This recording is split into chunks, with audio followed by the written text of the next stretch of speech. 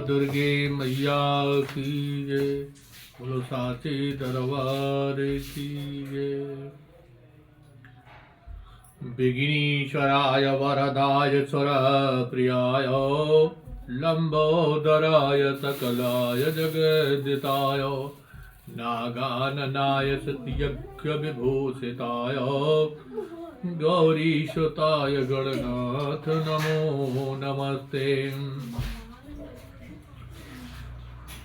लक्ष्मीनारायणाभ्यां नमः, उमा महेश्वराभ्यां नमः, वाणी हिरण्यगर्भाभ्यां नमः, सती पुरंदराभ्यां नमः, श्री माता पिक्षण कमलेभ्यो नमः, श्री गुरुचरण कमलेभ्यो नमः, इष्ट देवताभ्यो नमः, स्थान देवताभ्यो नमः, सर्वे देवेभ्यो नमः, सर्वे ब्राह्मणेभ्यो नमः, सर्वे ऋषिभ्यो नमः, सिद्ध बुद्ध सहिताय श्रीमन्महा गणाधिपति नमः।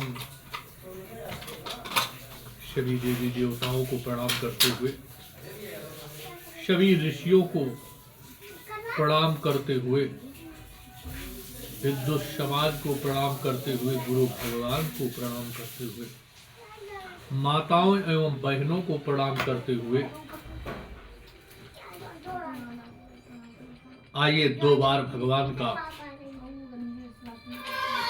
गुणगान करते हुए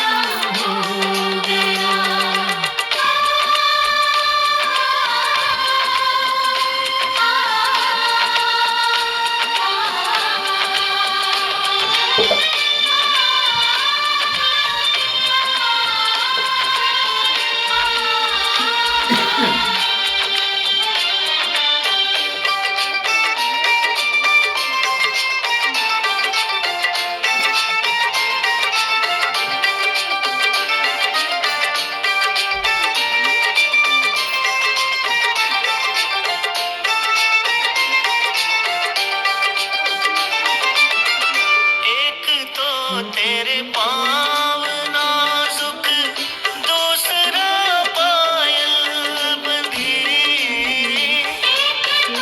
तेरे पाँव नाजुक, दूसरा पायल बंधी। तीसरा घुंघरू बजाना, दिल दीवाना हो गया।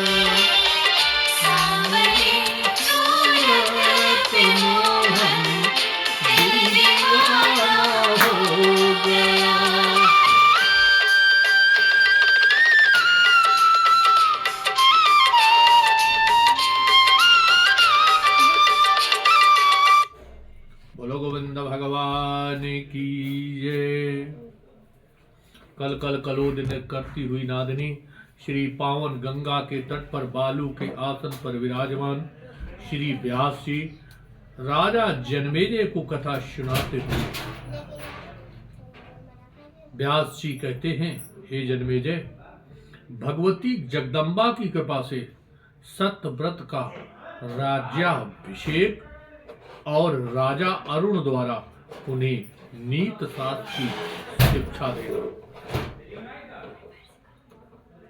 हे राजन, इस प्रकार शापग्रस्त सत्यव्रत पिशाचत्व को प्राप्त हो गए। वे देवी भक्त में संलग्न होकर के उसी आश्रम में रहने लगे।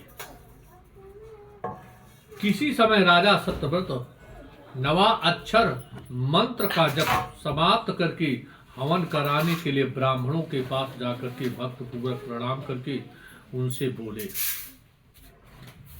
कि हे भूतेगण, आप लोग मुझ शरणागत की प्रार्थना सुनिए। इस समय आप सभी लोग मेरे यज्ञ में ऋचक्त होने की कृपा कीजिए। आप सब कृपालु तथा वेद वेत्ता विप्रगण मेरे कार्य की सिद्धि के लिए जब के दशांश से हवन कर्म संपन्न करा दीजिए। हे ब्रह्मविदो, मैं श्रेष्ठ विप्रगण, मेरा नाम सत्यव्रत है। मैं एक राजकुमार हूँ। मेरे सर्वविध सुख के लिए आप लोगों को मेरा ये कार्य संपन्न करा दें। ये सुनकर के ब्राह्मणों ने उस राजकुमार से कहा, अपने गुरु से शापग्रस्त होकर के इस समय तुम पिशाच बन गए हो, इसलिए वेदों पर अधिकार न रहने के कारण तुम यज्ञ करने योग्य नहीं हो। तुम सभी लोगों में निषिद्ध पैशाचिकता से ग्रस्त हो चुके हो। व्यास जी बोले, हे राजन, उनकी बात सुनकर के राजा अत्यंत दुखित हुए। वे सोचने लगे, मेरे जीवन को धिक्कार है। अब मैं वन में रह करके क्या करूं? पिता ने मेरा परित्याग कर दिया, गुरु ने मुझे घोर शाप दे दिया, राज से उच्युत हो गया हूं और पैशाचिकता से ग्रस्त हो चुका हूं। तो ऐसी स्थिति में क्या करूं? तत्पश्चात राजकुमार ने लकड़ियों से बहुत बड़ी चिता तैयार करके उसमें प्रवेश करने का विचार करते हुए उसी समय भगवती चंडिका का स्मरण किया। भगवती महामाया का स्मरण कर करके उसने चिता प्रज्वलित की और स्नान करके उसमें प्रविष्ट होने के लिए दोनों हाथ जोड़ करके चिता के सामने खड़ा हो गया। राजकुमार सत्यव्रत मरने के हेतु उद्यत है, ऐसा जानकर के भगवती जगदम्बा उनके सामने आकाश में स्थित हो गई, प्रकट हो गई। देवी बोली, हे साधो, आप क्या दुष्प्रभाव क्यों कर रहे हो? बड़े पूर्ण के, जब पूर्ण और पाप बराबर होते हैं तब हमें एक मानव का जन्म मिलता है, और फिर मानव का जन्म मिल करके फिर हम पिशाचत, और फिर मृत्यु को प्राप्त हो, फिर पिशाचत, अकाल मृत्यु। इसलिए ऐसा मत करो। आपके वृद्ध पिता आपको राज सौंप कर तपस्या के लिए वन में जाने वाले हैं, ऐसा काम मत घबराओ। हे वीर, शोक का त्याग कर दीजिए। हे राजन, आपके पिता के मंत्रीगण आपको लेने के लिए अभी आ रहे होंगे, भगवती ने कहा। व्यास जी बोले, राजकुमार से ऐसा कहकर के देवी वहीं पर अंतर ध्यान हो गई। तब राजकुमार सत्यव्रत ने चिता से उजल करके मरने का विचार छोड़ दिया। तत्पश्चात महाराज जी कहते हैं कि ऐसा कहकर के पुत्र प्रेम में प्रवृत्त मन वाले राजा अरुण ने शत्रवत को लाने के लिए अपने मंत्रियों को वहां भेज दिया।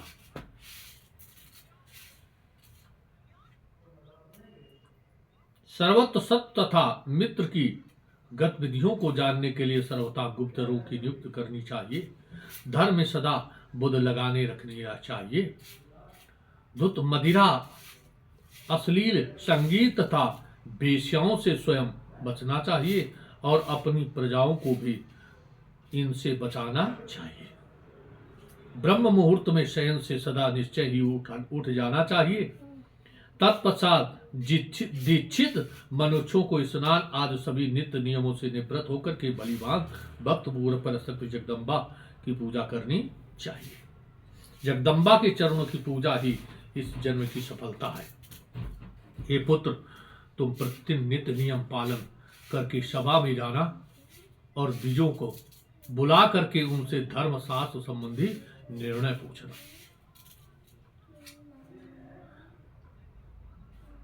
क्षत्रियों के एकमात्र आधार ब्राह्मण ही है, इसमें संदेह नहीं है। जल से अग्नि की, ब्राह्मण से क्षत्रिय की और पत्थर से लोहे की उत्पत्ति होती है। उनका सर्वग्रामी तेज अपनी ही योनि में शांत होता है। अतः ईश्वर की इच्छा रखने वाले राजा को विशेष रूप अतः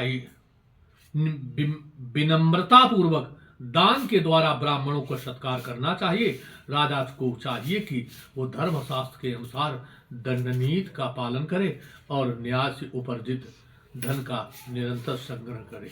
इस प्रकार 18,000 श्लोक वाली श्रीमद् देवी भागवत महापुराण संहिता के अंतर्गत 7वें स्कंद सत्यव्रत के लिए राजनीति उपदेश का वर्णन नामक 11वां अध्याय पूरा। बोलो गोविंद भगवान की जय। धर्म की जय हो, अधर्म का नाश हो, प्राणियों में सबका नाम विश्व का कल्याण गौ माता की, जय हो, गंगा मैया की, जय हो, यमुना मैया की, जय हो, सरस्वती मैया की, जय हो, अपने अपने माता पिता की, जय हो, गुरुदेव भगवान की। जय हो। हर हर महादेव नमः। पार्वती